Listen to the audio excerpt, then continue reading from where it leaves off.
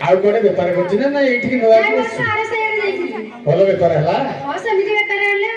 ଆଜିକାଲି ତ ଆଉ ପକ୍ଷୀ ରଖିବାକୁ କେହି ଚାହୁଁନାହାନ୍ତି ବେପାର ଭଲ ହେଇନଥିବ ତୁ ଗୋଟେ କାମ କରୁନୁ ଏ ଆଗରେ ଗୋଟେ ଭଲ ସାହି ଅଛି ବଡ ସାହୁକାରିଆ ଲୋକ ସବୁ ଅଛନ୍ତି ସେଇମାନେ ପକ୍ଷୀ ରଖିବେ ଯା ଯା ବଢିଆ ବେପାର ହବ।